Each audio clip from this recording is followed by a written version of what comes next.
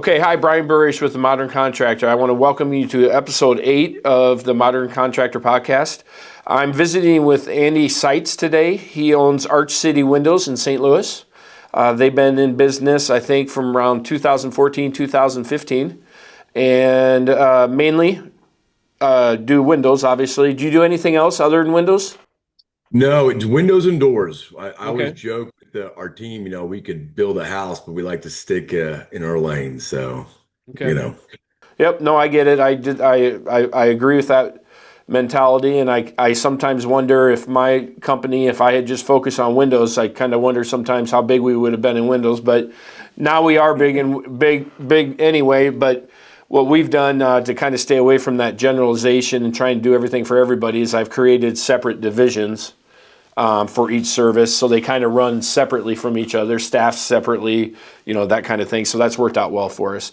Why don't you give me and the audience a little bit of history, from the time you have started about the company and your team and your general just introduction. yeah. So I had started in the business, like everybody, I think sometimes by accident. And when I got into it, I kind of joke and I say this a lot, but I didn't know the difference between a door and a donut. Like I think we all by nature take windows and doors for granted, right? We look out them, not at them. We walk through them. We don't think about it sometimes. And a friend of mine, I had an opportunity to get into the industry. God, it's almost 18, 19 years now. It's crazy to say that. I think I had hair when I started and I wasn't great out. um, Mine's much grayer. oh man. And when we got started, and we had an opportunity to start the business per se, I wanted to find an opportunity to create something different. And I think a lot of people could say the same thing about their business, right? The industry's been around for longer than I've been alive. I think the difference that we and I saw at the time was a necessary need to change kind of the way, the mindset, the process, the in-house control as far as the crew members, the approach as far as the natural sale to the customer, the experience, the education. I've seen a lot of good tactics. I've seen a lot of good industry uh, key points and integrations, and I've seen a lot of bad things. And I think we both of us could say the same. Over the years, the changes. When I first started in this, oh my God, I mean, where it's come till now, right? Hmm. So, and I think for us, we wanted to create a unique system that we didn't realize it was going to be expanding out further than we are now, as far as we are now, but it has. And I think what it's come down to is a lot of reasons. One, just good word of mouth, good team members, good product support, manufacturing support, and then, a good experience, goes a long way. Hmm. So. Hmm. Well, I think we, back in the day it was manila file folders in a filing cabinet. And now we have CRMs, we have AI. There's a lot of technology, Hover, Right. well, you work with Pella Design Works, there's just a lot of things that we can do. But I do think there's a lot of companies in our industry, and this is what I will always live by, that just do the same old thing every day, and they're just not, they don't, they just, they're not adapting. And I think the home Right. improvement, home services industry overall is going to be real slow with the opportunities AI is going to provide. So we're really focused on developing that within my company. And we got a lot of things going and we're trying different things. We've used it from a marketing perspective and it's been very successful for us. Have you dabbled into AI at all yet? We have on a limited basis, but we're starting to see it more and more. And we're starting to use it like, with the design of stuff. We're using, heck, I use it on a regular basis just to even write a stronger, better email or a Hmm. response or putting a report together. So absolutely, the integration is becoming more and more prevalent in the organization for sure. Yeah, and I think the companies You know, it was back in the day when Angie's List started, or there's certain things, if you were first to it, it was really, really good for you for a long time. And I've always been trying to make sure I'm ahead of the game and knowing that a lot of our competitors are going to be way behind. And if we can jump out in front, that's kind of the goal. I usually have a quote that I want to tell you, and I want to get what it means to you. So, motivation often increases after you begin. The lesson is not to wish you had more motivation, but to make starting as easy as possible. And that's from James Clear, the author of Atomic Habits. Yeah. I think that quote is relative to an individual, like for me as a business owner, but I think more importantly, you can look at it from the organizational standpoint. I think we all, when we first started this, you've got high energy, you're motivated in all aspects, trying to create new opportunities, new connections, new relationships with manufacturers, new motivated way to be out in the market that you're in to make an impact. And I think, as we have grown and evolved, there's high points and low points of motivation. And I think that there are times naturally that even myself, I've questioned my decisions and then whether it was life or kids or whatever was going on and looked at things from what's going to motivate me and then what will also motivate the business to create more opportunity. Oh wow. We've had it right now. I mean, right in this actual 2025, we were already on a growth line, and all of a sudden, I like to say that the storms of the spring came through, and we were already busy, and everything kind of went insane. I mean, we went from, like, let's just say 100 jobs to 400 jobs in a literal time period of a couple of weeks. And when you're trying to implement things and you're motivated to do X, Y, and Z, and then that hits your plate, you're inundated with the day to day, and then that motivation of working on something else gets tied up because you're in it. I'm not gonna say the word drowning, but you're so busy with it. It's your estimators or your production team or whatever it is. And so for us, this has been a real tester for this last year is take motivation of whatever it is, move it forward, stick to your guns, stay targeted, and don't try to like take on too much stuff, but always keep a good mindset.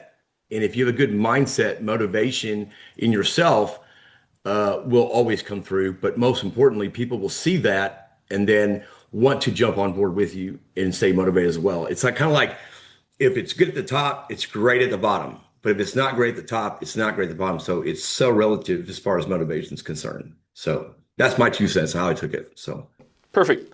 One thing I got from it is when you're contemplating a new thing, sometimes we wait for everything. I'll be honest, when I started the coaching business and I wanted this to be done, this to be done, this to be done, this to be done, all these things I wanted to be perfect.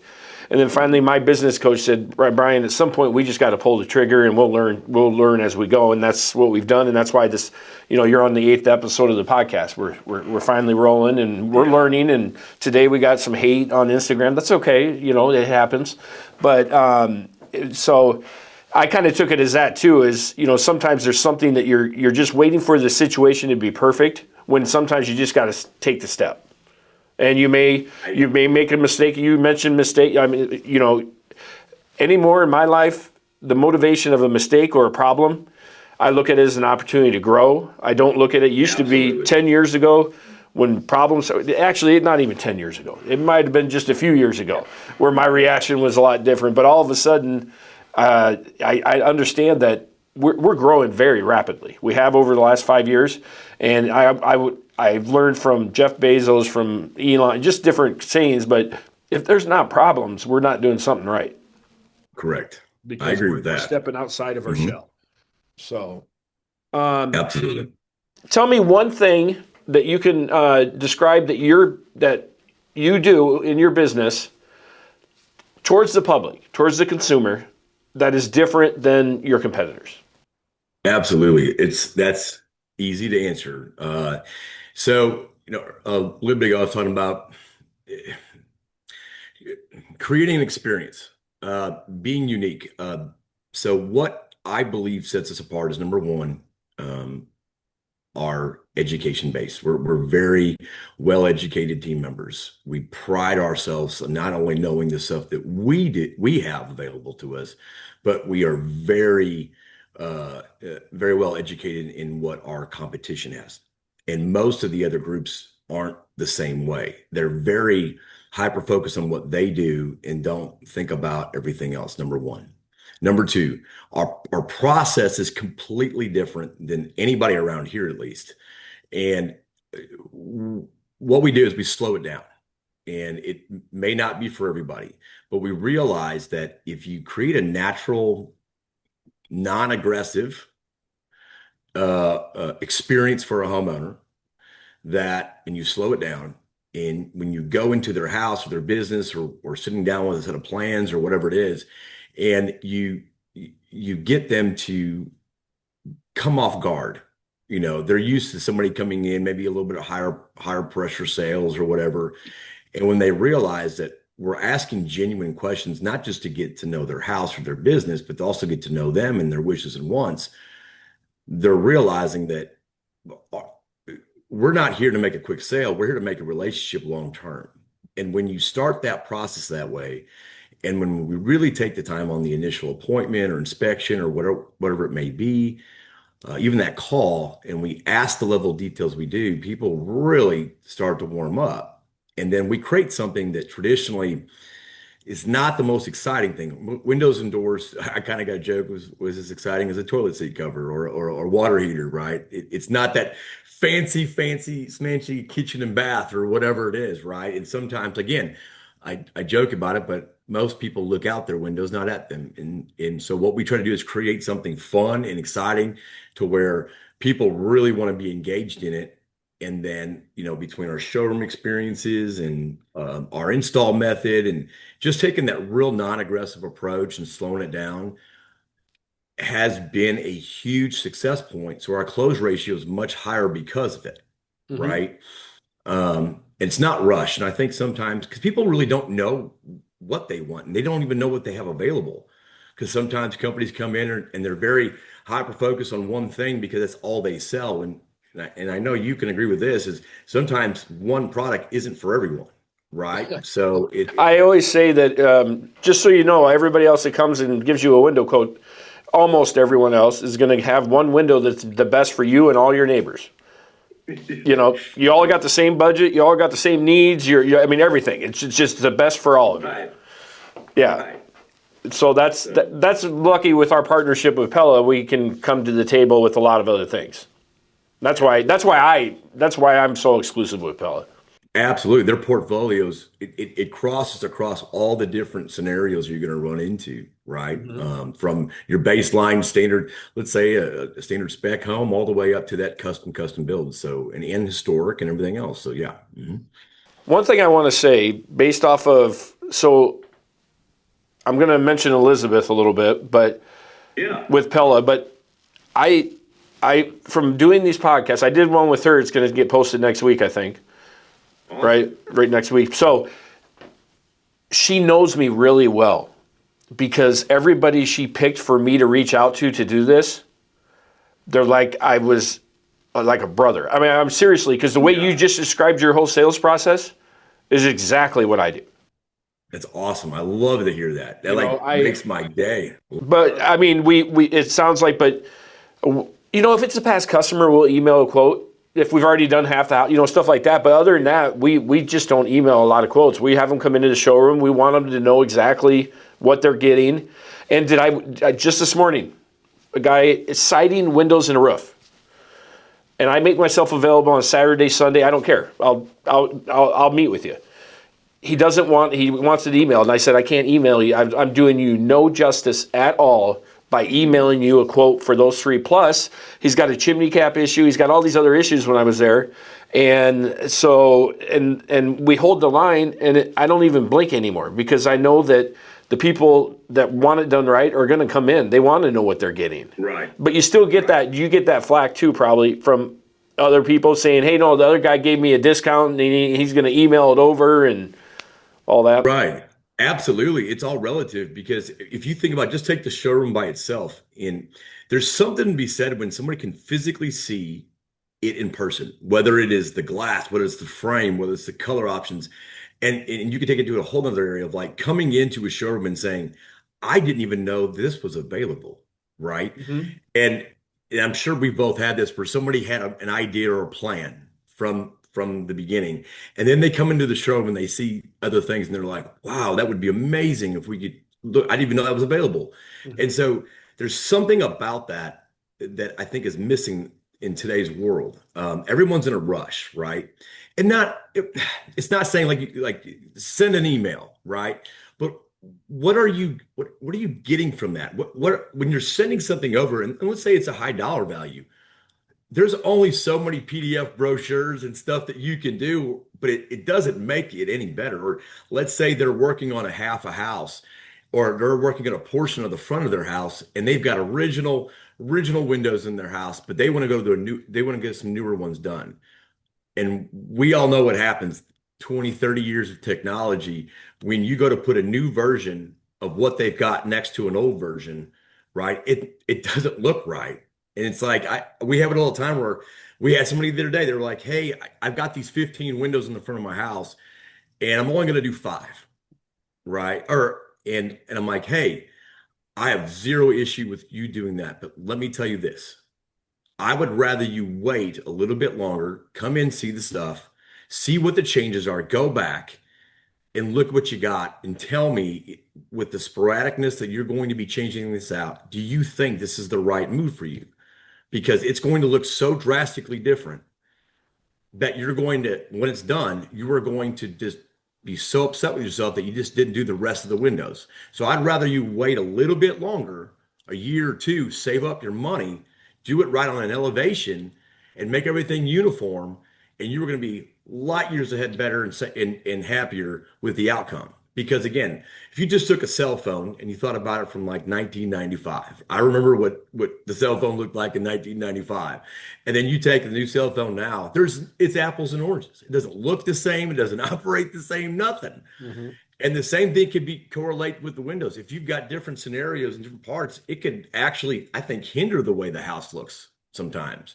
So it's like, instead of looking at it from a profit standpoint and getting that quick sale, be smart and be reasonable and be honest with the customer. And it goes such a long way. And at least here with Right. us.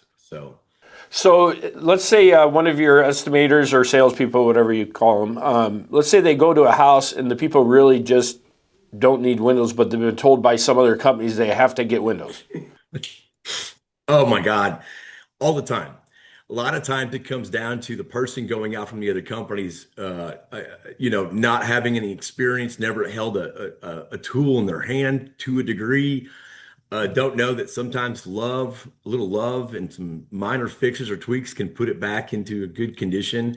Or like take somebody that's getting ready to put their house on the market, right? And their real estate agent said, hey, you need a front door and some windows, call some bids. And I couldn't tell you, and even in my experiences alone, you go out there and they're like, my agent said, I've got to have a front door. This house won't sell. I'm like, and I'm looking at the door and I'm like, hey, how handy are you? And they're looking at me like, what? And I'm like, do you know how to change some hardware and can you paint? And they're like, well, yeah. I'm like, I tell you what, if you put a fresh coat of paint, some new hardware on this door, the front door is not going to be the reason why this house doesn't sell. Right. And they had 5 to 6 other people out saying they gotta have this door replaced and it was going to be $15,000. And they'll look at me sometimes and be like, deer in the head, like what? Like you're not going to? I'm like, you don't need it. You're good. Like your door's actually in really good shape. You just need a little love in it, some weather stripping, new lock, and you're off to the races. And what do you know? They'll do that. They'll sell their house, and guess what? On their next one, they're calling us because Right. we were real with them. So it makes a difference. Well, and I think that's one of my more frustrating things is I have a newer salesperson that's working with me, and we were out doing some calls, and I went into a house, and they didn't need new windows at all. There was nothing. I didn't even have to tell them weather stripping, hardware, anything. Even there were wood windows on the inside, and they were old Pellas, but maybe they could have got a brush and tapped on a little stain in a couple areas.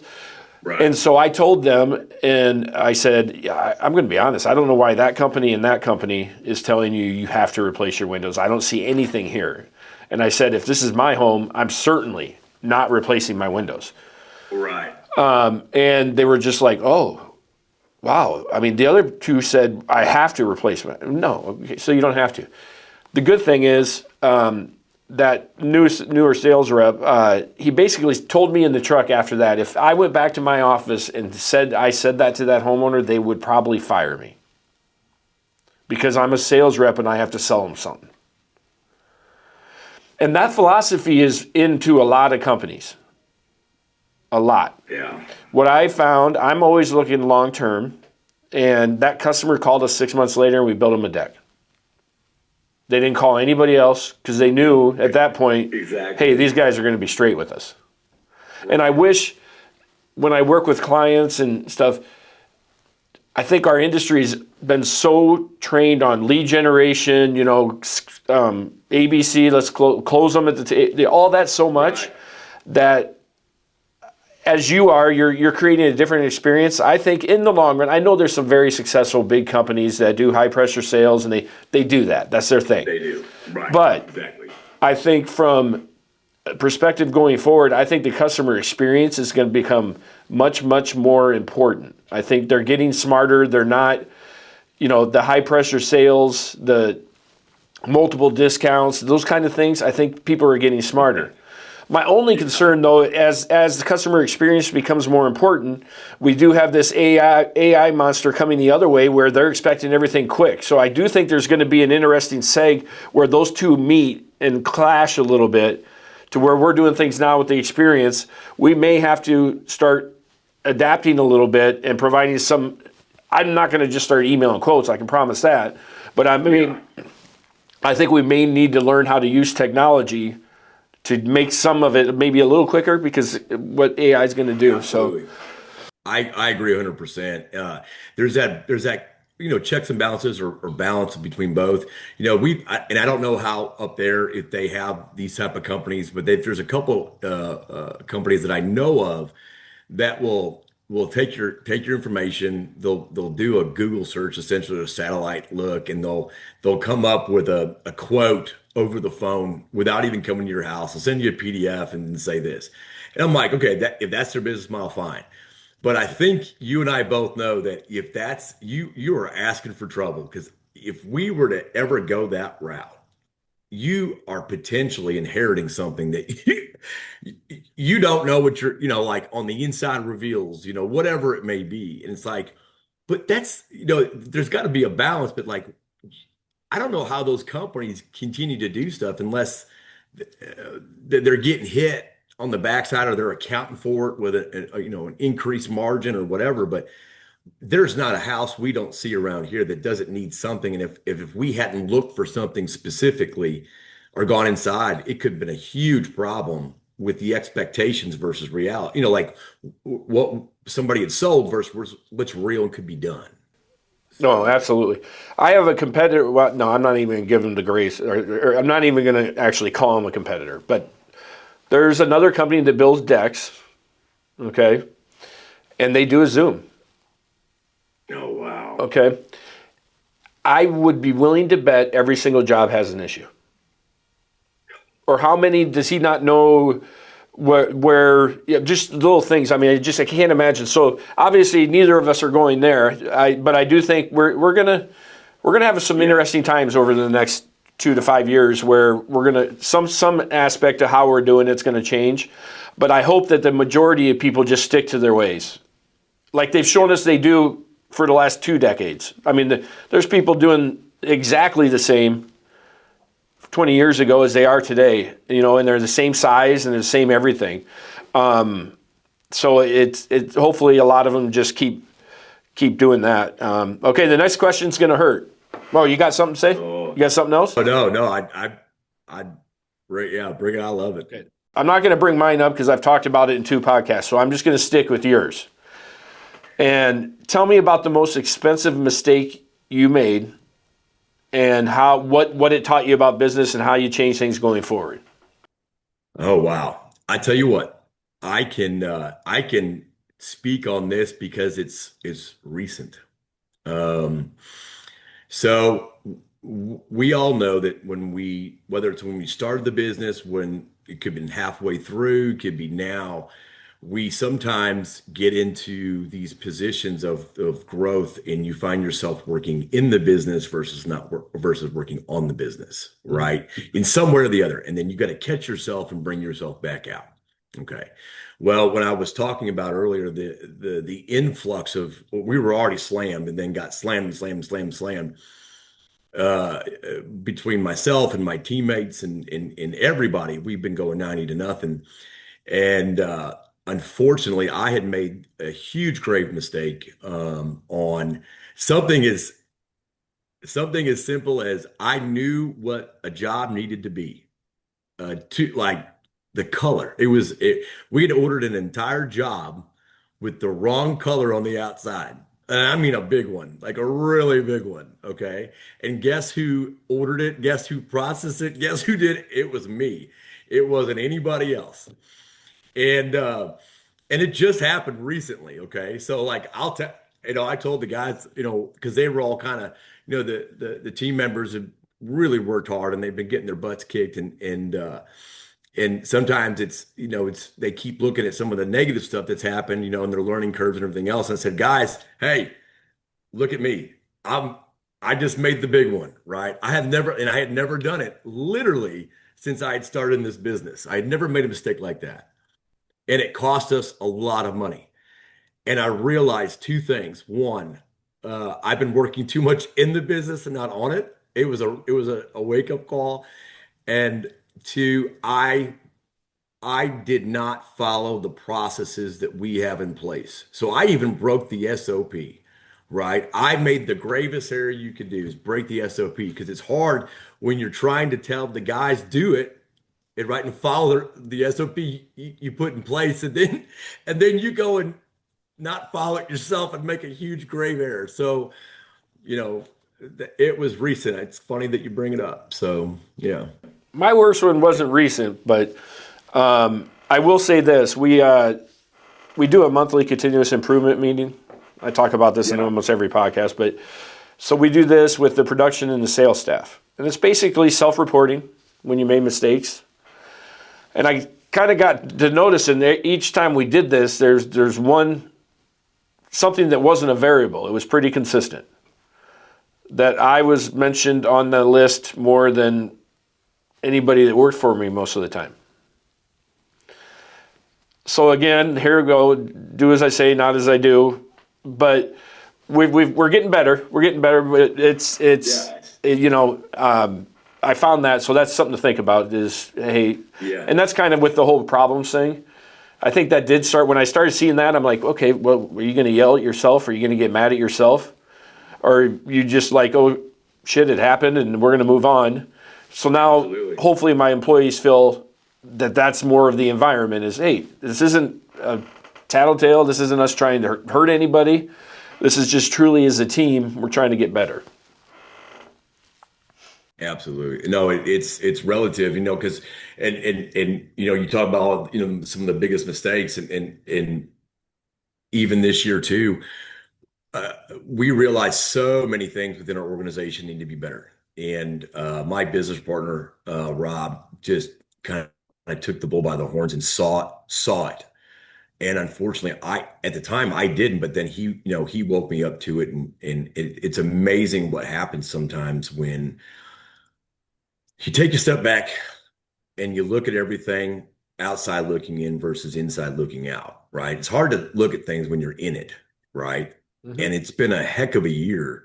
Well, 2025, now we're on 26, but it was a heck of a learning curve for us for growth and seeing where our gaps and our holes were. And then just all around. I mean, it was such a learning curve for us, and something that you had to become. Well, it humbled you really quick on a lot of things, but it was Well, good. this industry can do that pretty easily. Oh my God. Well,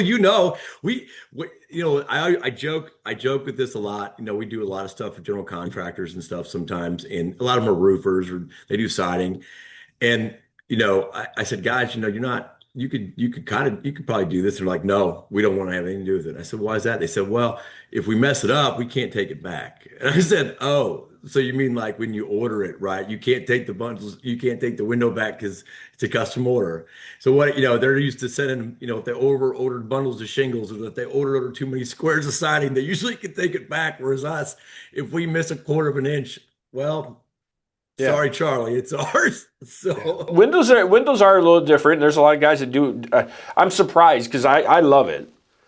I love Windows. I mean, it's probably the favorite part of what we do, or it's what we're best at. When I talk to people, I don't want to do Windows. It's hard for me to find or understand that, but it's very common. What you just said is very, very common. yeah. Yeah, there's so many aspects to it, education behind it, not just the windows themselves, but how things are to go into an application. Oh my God. I mean, it's crazy the conversations that I hear from customers or guys that are general contractors. Like they don't know substrates, they don't understand wall conditions and differentials and remod versus you know a new construction and how like if you've got brick on the outside and everything else, how are you going to come over the top and what are you going to do and why custom size versus standard size is important? Are you doing block frame, nail fin? Are you doing replacement? And there's a lot of retro, there's a lot of different ways to look at things. And some guys look at you like a deer in the headlights, like, what are you talking about? Like, I'm like, oh my God. Yeah. Well, and then it's scary when the customers, the deer in headlights. When you go into an appointment and they've had 5 people out there, and you just start with some very basic things, and they're like, "Oh, I don't know, Oh yeah. I don't know, I don't know," and I'm like, "How can you've had 5 window salespeople in your house, and they didn't cover the important details? Like, how are they going to install your window?" Well, I don't. They're just giving me a new window. I don't know what. Well, there's 3 ways this could happen. Let's talk about that. And just that little bit of detail earns us jobs every day because Oh, I know. we're making people understand. But it's just weird. But let's talk about people. Yeah. How many people you got working for you? Oh God. Great question. As of, let's see, well, Monday, I think it's 27 right now. Okay. 27 So, full-time team members. so obviously, I'm guessing by the way you've presented yourself and how you guys do things, you have very low turnover. We do. We've been very, very blessed. We're not perfect by any means, but we are very blessed in that capacity. Yes. So a lot of our competitors are really complaining. And by the way, we're probably complaining a little bit too. Finding quality people isn't the easiest thing. Yeah. But what kind of procedures or SOPs do you go through as you hire people to get quality people?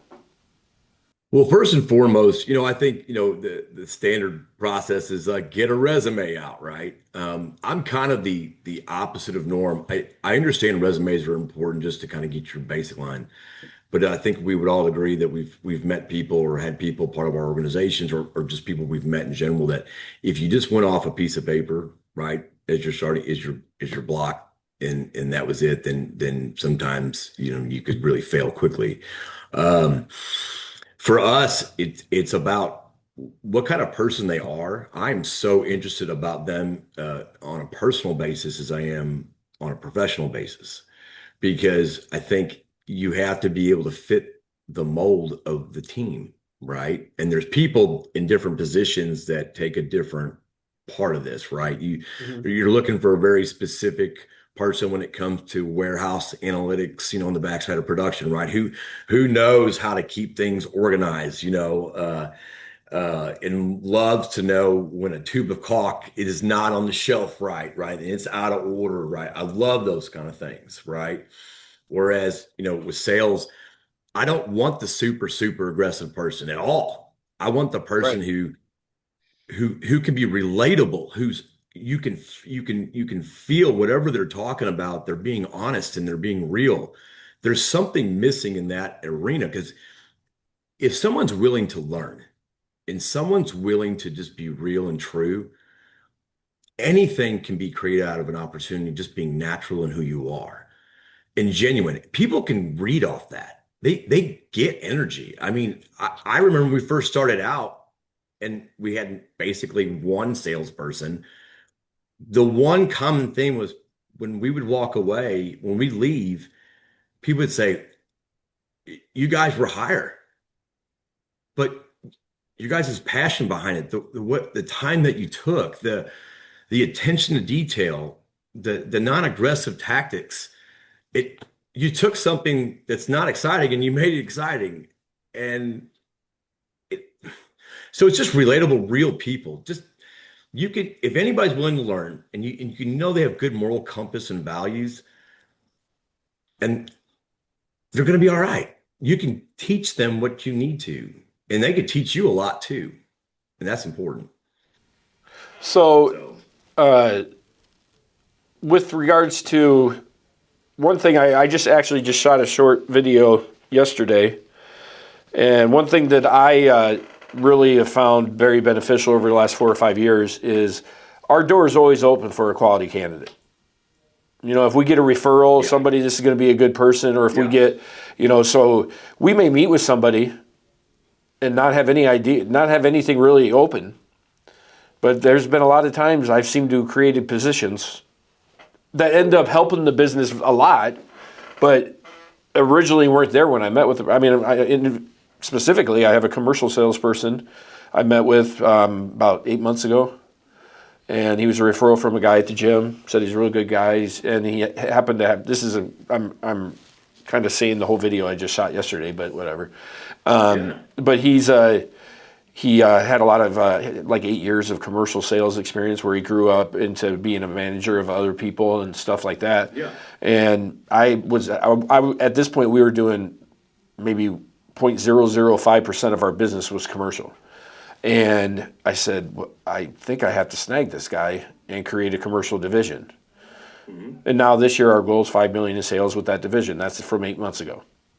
That's amazing. So I love it. so I think that contractors owe it to themselves, or if it's an upgrade, you might have somebody that's your gut's telling you that, hey, you know what, this isn't going to work. You might find somebody to replace that person. But I think the one thing I like to tell people is, you might not need it, but you never know. You might find that person where you can do something with it. Right. Agreed. I absolutely. God, every day. I mean, we just had a meeting, and actually, I've got a meeting with my team after this, and one of the things that I'm going to be focusing on, something that we started talking about was is as a person, you got to look at yourself as like, okay, perfection is it's not real, but excellence is, and with our team members, if we're not as leaders, not giving them every opportunity, if we're not putting things in place to make them better, if we're not sitting down and teaching, if we're not trying everything we can to find their strengths and weaknesses and work on all of those in some way, shape, or form as leaders, I'm failing them, right? Mhm. And that everybody, you can see opportunities with the people that you have within your organization, as long as those people are also willing to step outside the box too and look at themselves and say, hey, okay, they're doing X, Y, and Z for me. What can I do for them to show, it's a two-way street. It's not like I'm trying to take, you're part of this. No, no, no, no, no. We're together. And so like I always say, uh, some people would agree, probably some people wouldn't. When someone says, "Oh, they work for you," I'm like, "No, they work with me." And it sounds crazy to say that sometimes, probably to some people, but you're only as great as the people that you're surrounded by, right? You can look at that professionally and you can look at that personally, Mhm. right? And if someone feels that they're a part of something, it goes so much further right? They feel like they have it's part of it, right? There's so, like it's important for them to protect it, right? Whether it's protect themselves, protect the people, the institution, the brand, the family members, whatever it is, right? There's a sense of ownership there, and I think it's important Mhm. because people see that they feel it. Like the customers, they feel that when you talk about something in a certain way, unless you're just absolutely just you're dead inside, it's hard not to feel it. So, you know, I always, and sometimes I'm actually probably more critical on myself, probably sometimes than I need to be. But if anything, when I do that, it gives me the ability to look out and say, okay, I've got great people within the organization. I need to make some changes, not with them, but also add in here or there. Like you said, you add in a commercial division. How can we take this person and go to the top? What can they bring to the table? What can I provide them to make them better, right? It's happening in our organization every day. I mean, we're right now in this moment creating a service department, a really good one. And it's a learning curve because you think, oh, well, it's what you do, right? But when you're looking at it from a different perspective of like all kinds of different products within the windows and doors, it's a learning curve with part availability. How does it jive? You know, when to go in and, you know, there's so many factors to it. So it's been a learning curve. So with us, it's people. The people make the difference, and if you have things in place, you can take anybody and anything, and they want to learn, and they want to be a part of it. It just creates more and more opportunity, and things happen. I mean, that's the God's honest truth. Yeah, So, I think all of home service companies, if they focused a little bit more on the culture and the team and making them a part of it, I think I do answer most of the time. I think I do answer they work with me. I think most of the time, but I think hearing you say that, I think going forward it'll be every time. Just because it really is that's the culture we're trying to create and here as well. So, what is one piece of advice, whether it's about life or business, that you wish you were told 10 years ago? take one of two things. One, professionally, take more time to put things in place that will help create accountability on both sides of the ball. SOPs, stronger SOPs, step by step. Sit down with your team members and create a reasonable and achievable system that can adapt as needed. I think, you know, with us, we should have implemented a lot of things way earlier. Right. I think that's with all of us. I think we're, Right. I was talking about contractors are slow to the game. Well, we're contractors. We sometimes are slow Right. just like everybody else. Um, and the other thing was trying to, for me, my family is my life. My wife, my two boys, our extended families. I mean, they're everything. And I had to give so much praise to my wife for the support that she has provided me and probably need to do an even better job. But looking back, I sometimes put in probably more on the business than I should have and taken time to step back and been more present in other areas, if that makes sense. Being completely honest and truthful. You know, it's like, you know, you look at two things. It's your business is your baby, right? But also your boys are too, and your wife. Like to me, my wife, my family is everything. And so looking back now more than ever, uh, finding ways to create more opportunity with them and be smarter with how I work within the organization, just so that way I can have that available. I mean, it's kind of like earned. It's like money's great, but you can't get time back, right? So for me, like that's one of my biggest goals for this year is really get in there with my family and spend more time and do those things that maybe I missed something here and there, right? Even though I try my best never to miss anything. Um, and to be smarter, like what is it?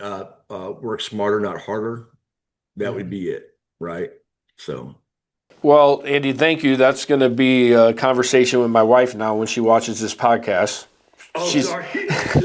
she's going to question this whole time thing with family, and but I will say, in my book I wrote about the first 15 years I owned a business, or 15 or 17, whatever it was.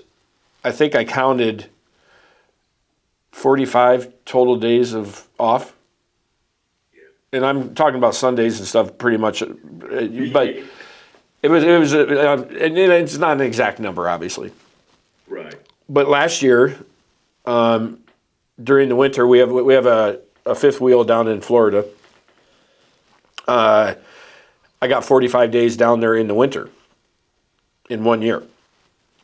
And that is because I've developed a business that has systems, that has good people, that I can trust, and I can go do that now. And I can work on this other stuff. Excuse me. But it's hard because I can work an 8-hour week too. But when I do get the opportunity, you got to take advantage of it now. There's something there. I mean, how many times have you been on people always say, "Are you going on vacation?" I'm like, all right. Well, there's always a difference, with the family. Like vacation, you can look at it a couple different ways. There's never a day off, right? Oh. Sometimes. And when you're getting those calls, you're getting those emails, and you just need a moment and break. And sometimes you have to take a step back and say, I need to put it down. Uh, or like someone says, "Oh, you're going on vacation." I'm like, "No, it's more like a trip." And they're like, "What do you mean?" I'm like, "Well, have you ever traveled with like a 2-year-old and a 4-year-old before?" No, Yeah. it's all relative, right? I mean, there's, Yeah. it's there's a lot of things that we deal with as business owners that I think absolutely can help each other with real life scenarios, and whether it's financial, whether it's taxes, whether it's SOP, development of showroom marketing, your team members, culture activities. The sky's the limit because the thing is that nobody has all the answers. Nobody. And a lot of times you're just one little piece of the pie, right? You might be really good at that one piece of the pie. And in order to achieve it right, you need all those pieces. Hmm. And you have to be able to like take a step back and say, hey, I don't have all the answers. But if you're willing to take a moment and listen to somebody else and try to find something within what they said and try to implement it for yourself, you're already doing better. You're better than you were the minute before that you had that conversation, right? Right. So,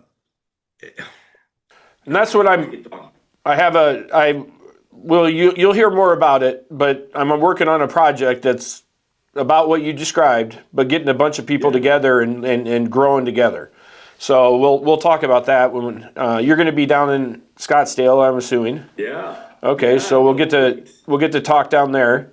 Do you have anything else you want to throw out there for informational Really, I think purposes, if or? anything, I love this. I love what you're doing. I think it's an awesome thing, and I think there's so many people out there, good guys and gals that are running businesses, working within organizations in different capacities, that I really believe could could provide some great insight and great conversation points that I think could really take this thing off. Just take the labor conversation. I mean, just think of all the things that you could gather and hear about and relate to in labor, right? Do Mhm. you have in-house teams? Do you have sub-based teams? And if so, how are you creating a good environment for them to grow and learn into, right? How are they compensated, right? Oh my God, that's just one little bitty thing. Well, and So the guys that are they're at the 1 million to 5 million, whatever the numbers are, but they're there, but yeah, their business is completely running them. Okay, mine did for close to 14 years. I mean, I felt like everything could go through me. I mean, for 12 years, I was our only salesperson. I understand that. And so everything, but those are the ones, those are the people that people like us can help, you know, and I'm not, Yeah. I'm still running a very successful, fast-growing home improvement company. So that's where I'm paying my bills.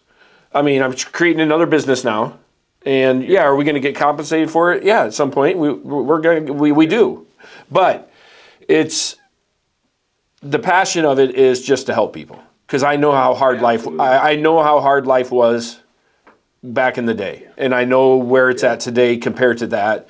And there's a lot of us out there, but there's also way more people that haven't taken the next step than there are that have taken the next step. And those guys all deserve the opportunity to take that next step, but it's hard. It's hard for them. They don't see the light. You know, hiring somebody, well, that's an expense. Well, no, it's not. You're investing in your ability to do what you're good at and things like that. So that's what it's all about. That's what it's all about. Man. Yeah, I love it, man. This is so great. I think this is just an excellent thing you're doing, and I'm so just honored to be a part of it.